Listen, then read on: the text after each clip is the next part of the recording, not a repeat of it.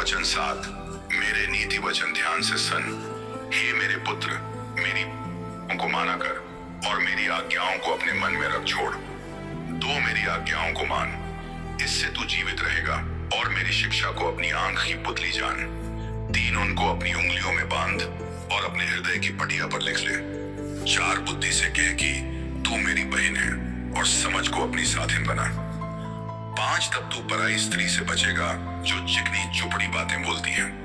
6 मैंने एक दिन अपने घर की खिड़की से अर्थात अपने झरोखे से झांका। 7 तब मैंने भोले लोगों में से एक निर्बुद्धि जवान को देखा। 8 वह उस स्त्री के घर के कोने के पास की सड़क पर चला जाता था और उसने उसके घर का मार्ग लिया।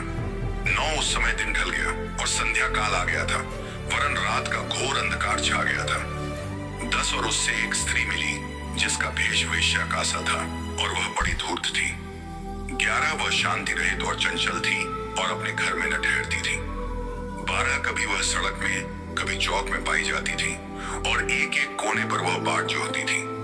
13 तब उसने उस जवान को पकड़कर चूमा और निर्लज्जता की चेष्टा करके उससे कहा, 14 मुझे मेल बलि चढ़ाने थे और मैंने अपनी मन्नतें आज ही पूरी की हैं। 15 इसी कारण मैं तुझसे भेंट करने को निकली। मैं तेरे दर्शन की खोजी थी, सो अभी पाया है। 16 मैंने अपने पलंग के बिछौने पर मिस्र के बेलबूटे वाले कपड़े बिछाए हैं। 17 मैंने अपने बिछौने पर गंधरस शिशाबास की उस अगर और दालचीनी छिड़की है। 18 इसलिए अब चल हम प्रेम से भोर तक जी बहलाते रहें, हम परस्पर की प्रीति से आनंदित रहें। 19 क्योंकि मेरा पति घर में नहीं है, वह दूर देश को चला गया है। 20 वह चांदी की थैली ले गया है और पूर्णमासी को लौट आएगा। 21 ऐसी ही बातें कह कहकर तब बच गया कि उसने उसको अपनी प्रबल माया में फंसा लिया और अपनी चिकनी चुपड़ी बातों से उसको अपने वश में कर लिया।